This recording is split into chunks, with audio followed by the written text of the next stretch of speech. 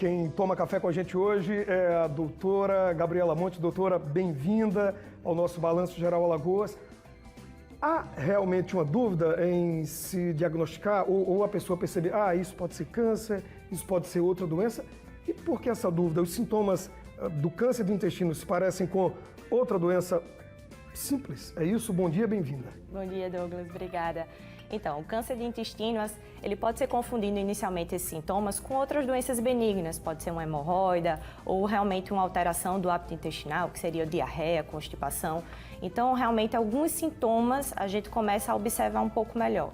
Então, o paciente que tem realmente uma alteração nessa frequência de fazer as fezes, então ele pode ter diarreia, constipação, ele pode ter sangramento nas fezes, que pode ser tanto aquele sangramento mais vivo, que pode confundir um pouco com hemorroida, com algumas doenças um pouco mais do reto, do canal anal, ou aquele sangramento realmente mais vermelho pastoso, né, que fica realmente com uma confusão com as fezes misturadas. Ele pode ter sintomas gerais, como fraqueza, uma fadiga, uma perda de peso não explicada, uma anemia que vem realmente recorrente, que não tem uma causa definida.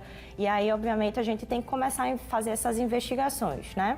E a gente fica na dúvida, quando buscar a ajuda de um médico, quando buscar ajuda profissional? Porque nessa história da internet, em que o Dr. Google responde tudo pra gente, isso é terrível, porque um câncer numa fase inicial, você tem X possibilidade de cura. Se você deixa ele avançar mais, as chances diminuem. Quando buscar ajuda médica? Perfeito. Então, assim, eu acho que para o diagnóstico de câncer, na verdade, a gente sempre tem que bater muito na tecla da prevenção. Então, a gente tem que ser bem informativo para a gente conseguir fazer esse diagnóstico mais precoce, para a gente ter mais chance de cura, isso para qualquer câncer, inclusive para o câncer de intestino, né, o colo retal. Então, eu acho que no início dos sintomas, sempre vale a pena a gente fazer uma rotina com o médico. Pode ser um clínico geral, inicialmente, claro. A depender dos sintomas, a depender do resultado dos exames, ele vai fazendo um direcionamento para algum especialista. A questão realmente de sintomas gerais, que a gente não tem, vamos dizer, uma causa específica, a gente tem que fazer a avaliação de um médico geral.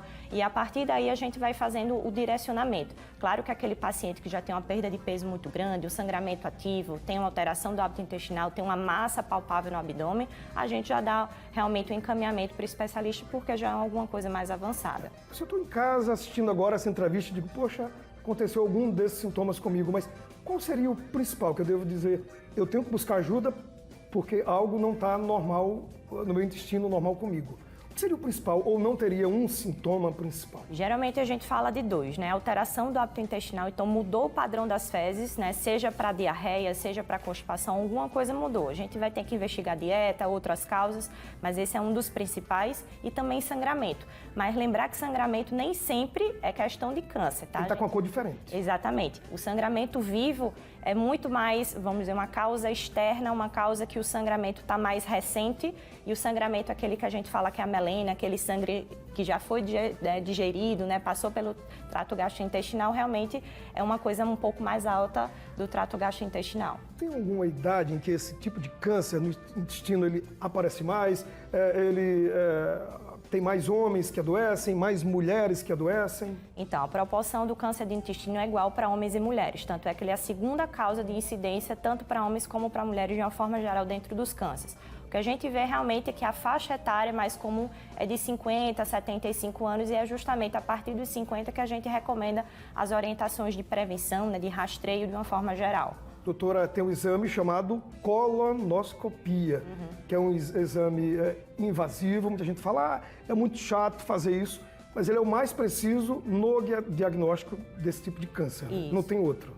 A colonoscopia ela é o exame ideal de eleição que a gente fala, mas ele é realmente mais chato. É um exame invasivo, tem que ter realmente um preparo, né? A pessoa tem que fazer realmente o preparo para liberar um pouco, né, as fezes do trato, para a gente conseguir ver melhor.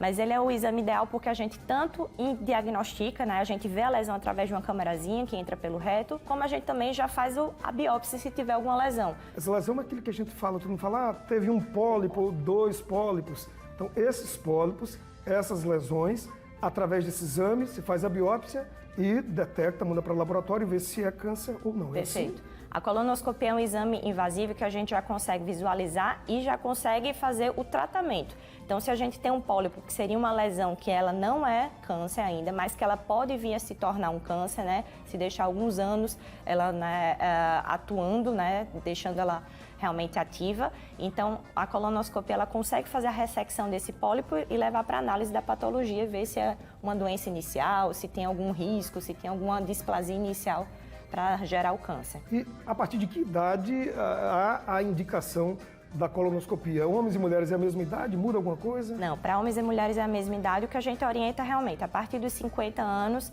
a gente começa esse acompanhamento, né, esse rastreio. De uma forma geral, a gente às vezes começa pelo sangue oculto nas fezes, que é um exame que é não invasivo, que é mais tranquilo, mas obviamente é um exame que não é tão fidedigno, tão preciso assim, pode dar um falso positivo se a gente não fizer o preparo adequado.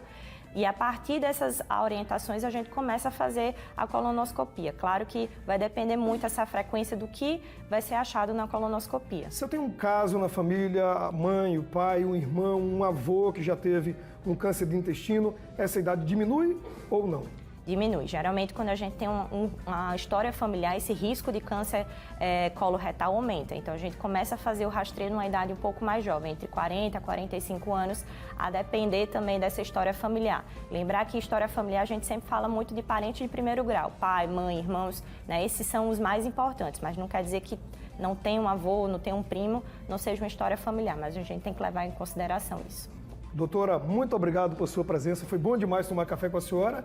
E até a próxima, né? E que as pessoas não deixem esse monstrinho crescer, porque depois fica muito mais difícil tentar domá-lo, né? Perfeito, Douglas. Obrigada. Eu gostaria de agradecer o espaço e lembrar que o câncer, a gente tem que lembrar a palavra prevenção. Para todos eles, a gente realmente, no diagnóstico precoce, a gente tem uma chance de cura muito grande. Doutora Gabriela Monte, mais uma vez, muito obrigado e até a próxima, tá? Tchau, Douglas. Até mais. Obrigada.